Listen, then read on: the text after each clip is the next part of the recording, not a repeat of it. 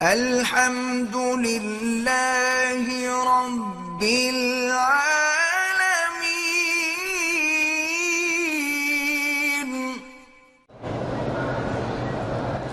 اگر رشتے نہ ملیں تو 3 دفعہ روزانہ سورۃ الرحمن پڑھ کے دعا مانگیں۔ آپ اخلاص سے پڑھیں، یقین سے۔ یہاں ایک بزرگ ہوتے تھے، اب کافی عرصہ ہو گیا مجھے نہیں ملے، اللہ عالم فوت ہو گئے یا اللہ عالم واپس پاکستان چلے گئے۔ وہ میرے پاس ایک دن آئے، رونے لگ گئے کہ میری 2 لڑکیاں ہیں، میں یہاں عرب میں پڑھا ہوں، غریب آدمی ہوں، رشتے نہیں ہو رہے۔ میں نے کہا ایسا کرو، ان لڑکیوں سے بھی کہو کہ روزانہ اول آخر درود شریف اور 3 دفعہ سورۃ الرحمن، چونکہ الرحمن جو ہے یہ عرائس القرآن ہے، یہ قرآن کی دلہن ہے، تو یہ پڑھ کے دعا مانگے۔ اور تم بھی پڑھو۔ وہ تقریباً ہفتے یا 2 ہفتے کے بعد ملا، کہنے لگا مکی صاحب میں نے تو ایک کے لیے پڑھا تھا، دونوں کی شادی ہو گئی۔ لڑکی کے رشتے کے لیے سب سے بہتر عمل جو ہے 2 رکعت صلاۃ الحاجہ پڑھ کے روزانہ 3 دفعہ سورۃ الرحمن پڑھ کے دعا مانگا کریں۔ ماں بھی پڑھے، باپ بھی پڑھے، وہ لڑکی خود بھی پڑھے۔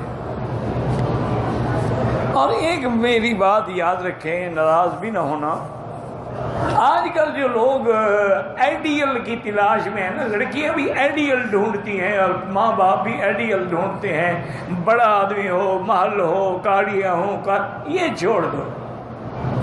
بس یہ دعا کرو کہ اللہ دین والا رشتہ نصیب کرے، بس پھر انشاءاللہ کوئی مشکل ہی نہیں ہوگی۔ مشکل یہی ہے،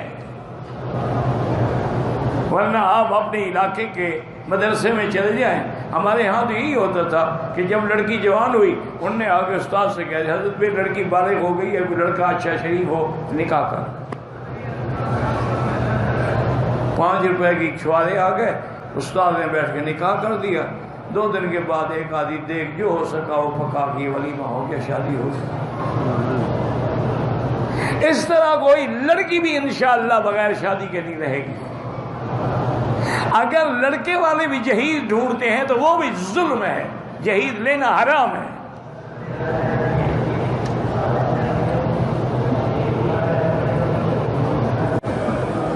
ہم لڑکیوں کے رشتے کے بارے میں پریشان ہیں، آئیڈیل ڈھونڈنا چھوڑ دو، پھر کوئی پریشانی نہیں ہوگی۔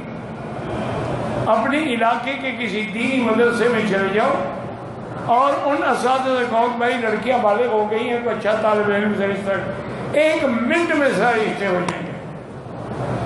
تم آئیڈیل ڈھونڈو کہ جناب مل ہو اور کارے ہوں، موٹرے ہوں اور گھڑی فلانی اس کے ہاتھ میں ہو، پھر انشاءاللہ نہیں ملیں گے۔